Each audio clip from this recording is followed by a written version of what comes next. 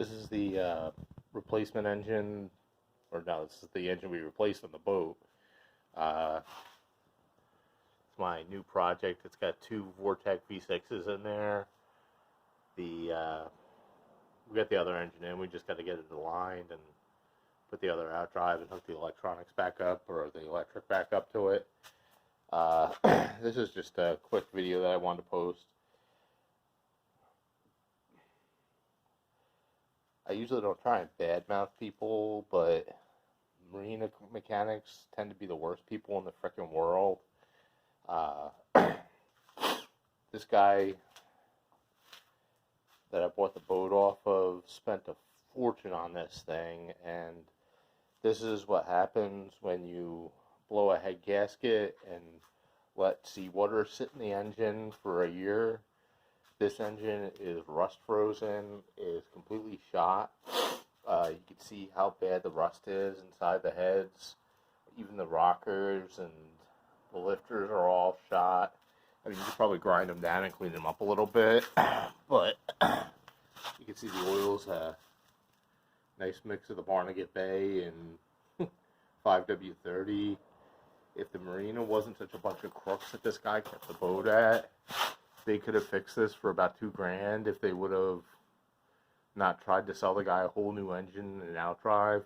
Not only did they try and sell him a whole new engine, they tried selling him two whole new engines, two whole new outdrives. They told him that it would only be $20,000 to fix a 20 or a 30-year-old boat, which isn't even worth half that. I mean, I stole the boat. I got it for $900 only because the guy was trying to sell it for $10,000. But you know, if you've ever tried selling a boat, if it doesn't work, you might as well be throwing it away. Yeah, the other engine purrs like a kitten. The new one, we replaced we picked up a scrap engine from the junkyard and swapped everything from this one over to that one.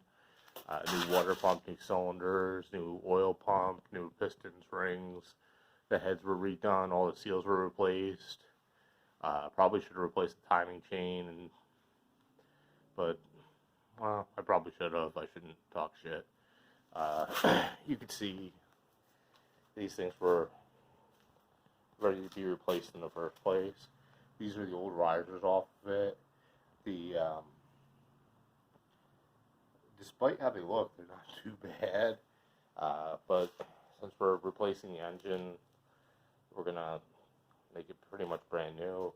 My next project is to rebuild the outdrive. It works, but since we're rebuilding the engine, we might as well replace the water pump and all the seals on this as well, and change the oil on it. Replace the bellows, the main bearing seal. So half the boat mechanically will be brand new. Instead of the $20,000 that the marina wanted to charge a guy, paying for the boat and rebuilding the motor, I probably put $3,000 into it altogether. The other engine's probably not too far behind it, but we're going to tune that one up and replace the risers and the thermostat and all that and the water pump on it. Hopefully get a few more years out of it. This thing's just a little too big.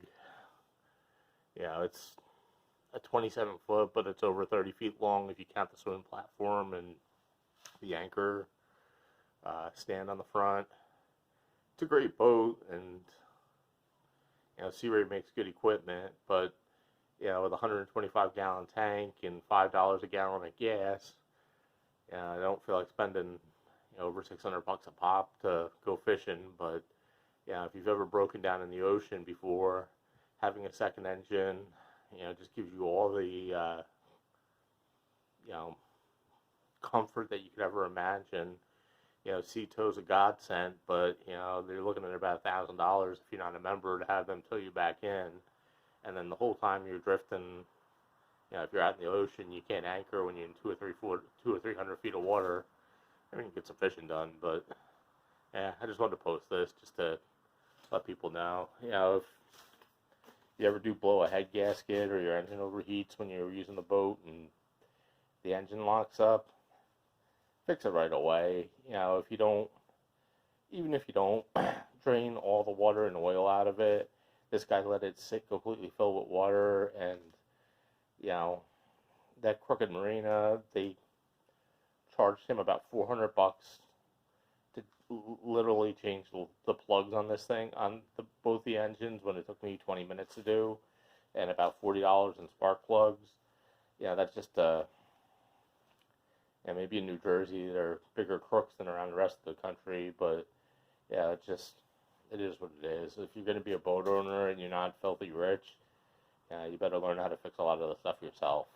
Yeah, thank God I got friends that are mechanics, and I'm pretty mechanical, but yeah, yeah, just to get the engine out of the boat, we had to borrow the neighbor's front end loader because you can't pull that out with a cherry picker.